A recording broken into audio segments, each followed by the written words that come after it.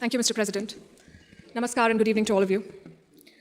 We're debating India's path tonight, and I could wrap my argument in one sentence borrowed from the White House.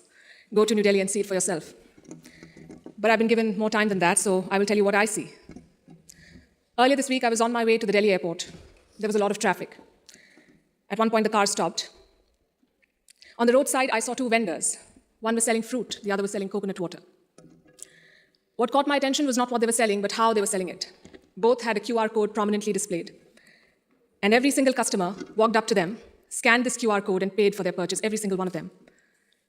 To me, this is a picture of today's India.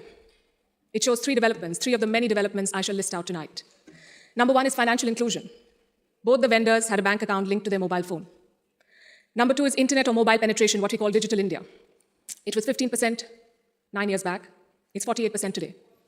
And number three is the airport traffic. It just keeps swelling, even though we are at the receiving end. We see what it shows. From 67 million 9 years back to almost double now. To me, these things signify the path that India is on. The previous speakers have defined the motion well, but in case the evening drinks have kicked in, let me repeat.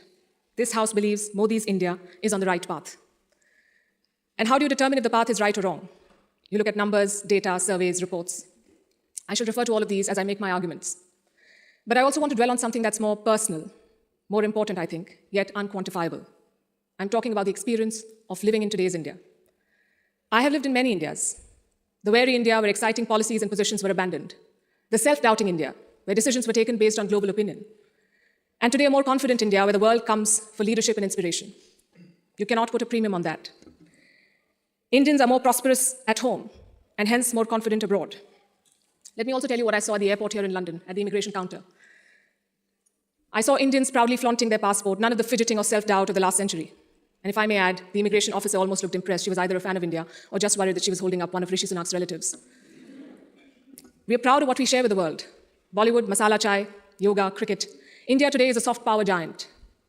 At the same time, India is not a timid democracy that tolerates terrorism or betrayals. When Pakistani terrorists attacked Kashmir's Pulwama, India carried out surgical strikes on Balakot. Today's India is not a pushover country. It's a world power, denied. Today, invasions and colonialism are part of our history, not our identity. We are shaped by years of subjugation, not defined by them. We are excited about our global responsibilities, not wary of them. This change in confidence comes from growth at home. Which brings me to the numbers. I'll start with India's welfare state system and how it has fared in the past decade. 110 million new gas connections, 470 million bank accounts, 220 million insurance beneficiaries. And to be fair, the welfare concept is not new to India. It's been there for a while. What's new is the approach. It's not just about putting more money in the pocket, it's about empowering people. And the result, once again, the evidence shows in the numbers. India's per capita income has gone from 86,000 rupees in 2014 to 172,000 rupees now. It has doubled.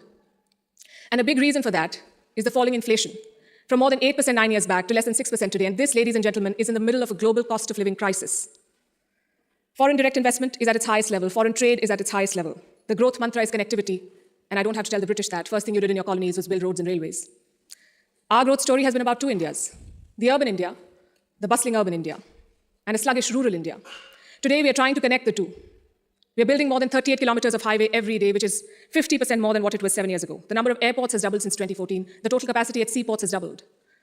This connectivity is what is driving India forward. You mentioned GST. Our constitution calls India a union of all states, which is a great tribute to our diversity. But it also meant 28 different state economies, different taxes, different trade practices. This government tried to unify it to create a single Indian market. It took time, but the result is this today. Tax collection is at its highest ever. The number of taxpayers has doubled since 2017. I have a lot of data I could go on, but you get the drift. So now I'm going to talk about India's global position. Because your path is also about your role in the world. Are you a troublemaker or a consensus builder? I think there is no doubt as to where India stands. India is a member of the Quad and the SCO. India is invited to the G7, but is also a member of the BRICS. India rubs shoulders with the West, but also leads the global South. Which other country can claim to juggle these roles? And how does India do it? Because we're not trying to play an outsized role in the world, we're trying to play the right role. In the Russia-Ukraine war, India has not taken sides. And I know it confuses a lot of people here, but back home the thinking is very clear. It is not in our national interest to pick sides and make things worse. India has excellent relations with Russia and the West, and we want to preserve that. It's like when your two good friends fight. Do you pick sides and make things worse? Or do you try to talk sense to them and bridge the divide? I know what a good friend would do. I see what India is doing. India has always been, or always tried, to be a part of the solution, not the problem. Look at our neighborhood policy. When Sri Lanka was sinking, India provided assistance worth $4 billion, no strings attached, no grudges held, for Colombo's proximity with China. A lot of people say that India is losing control of South Asia. I say South Asia was never India's to control. New Delhi is building relations based on mutual respect and equality, and the results show beyond government interactions. Countries like Nepal and Bhutan are using India's online payment systems. Students from the neighborhood come to India for training, grants, and scholarships. This government has aced what we call Buddhist diplomacy. It is leveraging India's position as a cradle of Buddhism. All these initiatives have made India popular. The world stands with us against Chinese expansionism. The global south looks up to us for leadership. The global north looks up to us for partnership. I think that's the hallmark of great diplomacy and statecraft, when you're loved and respected in all quarters, more importantly, when you're trusted in all quarters.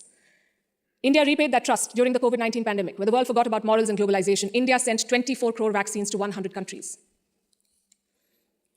And you saw the result of that in Papua New Guinea. When Prime Minister Modi landed there, their Prime Minister touched his feet. This was not a personal gesture to a leader. This was a vote of thanks to the entire country.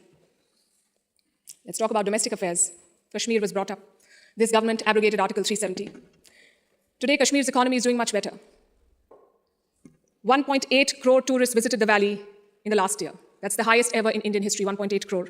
Kashmir is getting its first ever foreign direct investment, and that too from a company in the UAE. But since this is Kashmir, let's not limit ourselves to finances. Let's talk about security. Terror attacks in the valley have almost halved in the last few years. The numbers are staring in your face. Security is better, economy is better, Kashmir is better. Plus, we have corrected a historical wrong imposed on India. Let me also address something else that was raised by the opposite side, and that is religious intolerance. It's easy to quote anecdotal evidence and paint an entire country as intolerant. But random elements and sporadic incidents do not speak for India or its leadership or its government. Only policies do, and I'll tell you about those policies. More Muslim students got scholarships in Modi's first term than the previous government. I'm talking about 2 million more Muslim students.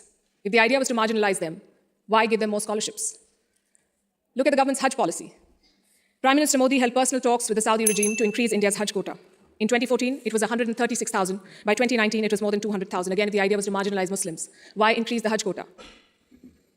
This government abolished triple talaq. Would you call it reform or repression? Let me also tell you what a Pew study found in 2021. It runs counter to every argument that will be made here tonight. It found that 89% of all Muslims and Christians in India say they're free to practice their religion. I'll repeat, 89% of all surveyed Muslims and Christians, but no, let's build on perceptions and anecdotes, not on facts. I would also point you to all the social schemes, the bank accounts, the gas connections, the insurance policies. They're available to all citizens of all religions. Does that mean India cannot do better? Absolutely not. Even one incident of marginalization is one too many, but how would you judge an entire country's path?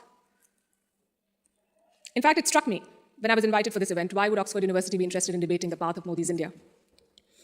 Because India has defied Western predictions. It's the world's largest democracy charting its own course.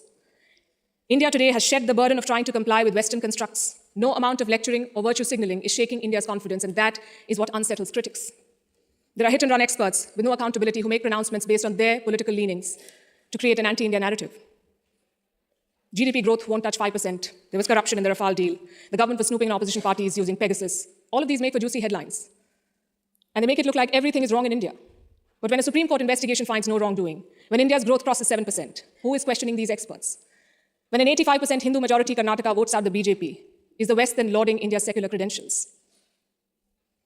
You see, to judge a country's path, you have to be able to separate agenda-driven narrative from facts. In conclusion, let me say this. For any country in the world, there is always a wrong path. Enough dictators and autocrats have shown us, but there is no single right path. Britain has its own right path. India has its own right path. As long as democracy is respected, as long as the constitution is respected, I would say to each their own. It is wrong to judge one country on the parameters of another. And that has been the beauty of India since 2014. We've uplifted 140 million people out of poverty. We did so while conducting free and fair elections, dozens of them. We did so while protesting, debating, and dissenting. And finally, I think the hallmark of a right direction is also public approval. Do the people think you're on the right path? The people of India answered that question in 2019. Thank you.